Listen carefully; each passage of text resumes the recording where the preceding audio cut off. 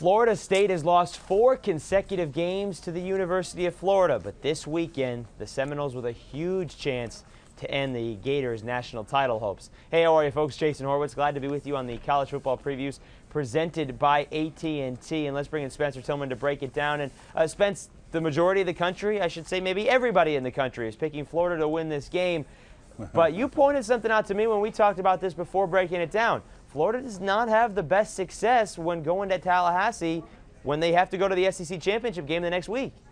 Well, that's right. Depending on how much weight you put in historical numbers, obviously they're two different teams, but you can't ignore the past. Since 1992, since we've had the SEC championship game, Florida has gone to Tallahassee with a chance to win the championship.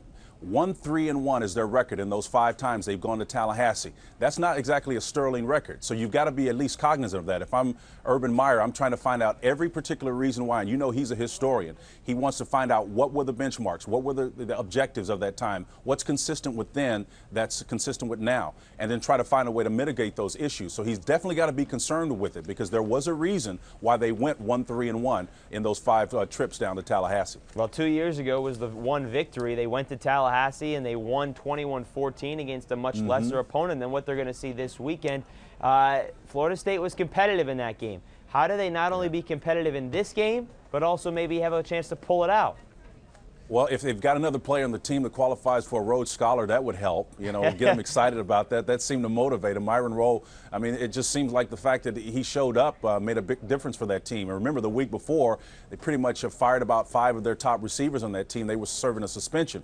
But they laid an egg in that contest, which was predictable. But when you have things like that, events that motivate players, everybody rallied around that. I mean, we covered it ad nauseum.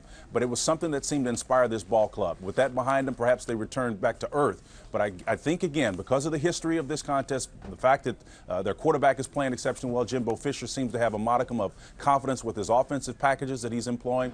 I think that Florida needs to be really concerned about the outcome of this contest. Let's talk about that quarterback. Christian Ponder's a player that throughout the year has really developed under Jimbo Fisher and has played extremely well at times, and at other times has not looked as good. He has looked like the freshman that he is. What are you expecting out of him this weekend? Well, you know, the thing that's really interesting about him, even though he may not be the classic dual-threaded quarterback, you can't argue with his number. He's at over 450 yards rushing. I mean, that's in terms of recent history. Maybe you're a little bit too young to remember Charlie Ward, but Charlie Ward was a pretty good quarterback who could pull it down and run with it a little bit, the former Heisman Trophy winner at Florida State. He's putting up Charlie Ward-esque numbers with his legs. I think what Ponder brings to them is his ability to run the ball as well as pass the ball efficiently when he has those receivers in the game. As we said earlier, of course, they were serving a suspension, and it really hurt them and made them one-dimensional.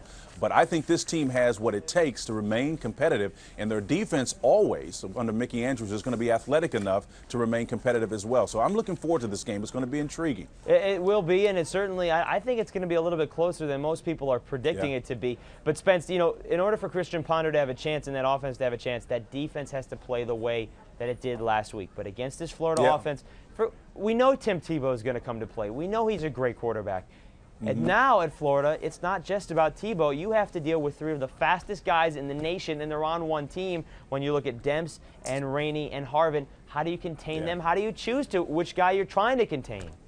Listen, Jason, it's simple math. You can't contain them. And I think that's where Dan Mullen, the offensive coordinator, and Urban Meyer has an undecided advantage. Right now they're playing chess, counter-moving and counter-punching against teams that decide to put 8 or possibly 9 men down in the box. What you've seen in recent weeks is teams trying to deal with that speed on the perimeter, Demps, Rainey, and Harvin on the perimeter. And when they do that, that means you've got fewer guys in that box. And remember, they've got a quarterback that's essentially a fullback. And he's regressed back to doing some of the things that put him off the charts in terms of his numbers last year. So you started seeing some of these veer concepts enter into the fray. And all of a sudden, Tim Tebow's rushing numbers start to go up. So as the old axiom goes, they're basically running where there ain't.